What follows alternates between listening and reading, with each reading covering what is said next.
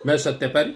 राजस्थान भाजपा में प्रदेश अध्यक्ष बदलने की चर्चा है और अगर ये बदलाव होता है तो सबसे बड़ा सवाल यही होगा कि क्या मदन राठौड़ की जगह राजेंद्र राठौड़ को लाकर भाजपा राजपूत समाज की नाराजगी दूर करने की कोशिश करेगी। राजस्थान की राजनीति में राजपूत समाज भाजपा का परंपरागत समर्थक माना जाता रहा है, लेकिन पिछले कुछ वर्षों में इस समाज के भीतर पार्टी नेतृत्व को लेकर असंतोष लगातार दिखाई देता है। भाजपा के सामने सबसे बड़ी चुनौती यही है कि वह इस नाराजगी को चुनावी नुकसान में बदलने से कैसे रोकती है। एक समय केंद्रीय मंत्री गजेंद्र सिंह शेखावत को राजस्थान की राजनीति में लाकर प्रदेश अध्यक्ष बनने की चर्चा थी, लेकिन ये योजना आगे नहीं बढ़ सकी। इसके बाद सतीश पूनिया को हटाकर ब्राह्मण समाज से आने वाले सीपी जोशी को प्रदेश अध्यक्ष बनाया गया। विधानसभा चुनाव के बाद तो राजस्थान भाजपा की राजनीति में सबसे बड़ा संदेश मुख्यमंत्री के चयन से गया।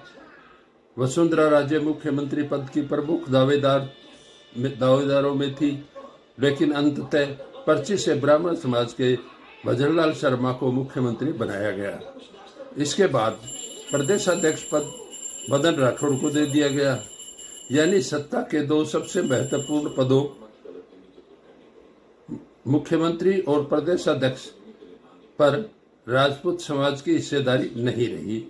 ये वही बिंदु है जहां भाजपा के सामने राजपूत असंतोष का सवाल खड़ा होता है। वसुंधरा राजे, देवी सिंह भाटी, राजेंद्र राठौड़, नरपत सिंह राजवी और मानवेंद्र सिंह जैसे कई बड़े राजपूत नेता या तो सत्ता के केंद्र से दूर हैं या उनकी राजनीतिक भूमिका पहले जैसी प्रभावी नहीं है।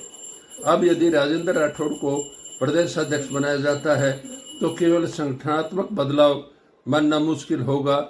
इसके साथ सीधा राजनीतिक संदेश होगा कि भाजपा राजपूत समाज को फिर से साधने की कोशिश कर रही है, क्योंकि राजस्थान में राजपूत वोट को नजरअंदाज करना भाजपा के लिए आसान नहीं है।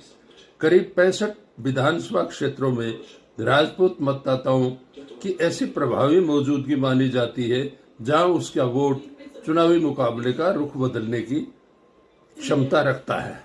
लेकिन सवाल सिर्फ प्रदेश अध्यक्ष बदलने का नहीं है, सवाल ये है कि क्या पद लेकर राजपूत समाज की नाराजगी खत्म कर पाएगा।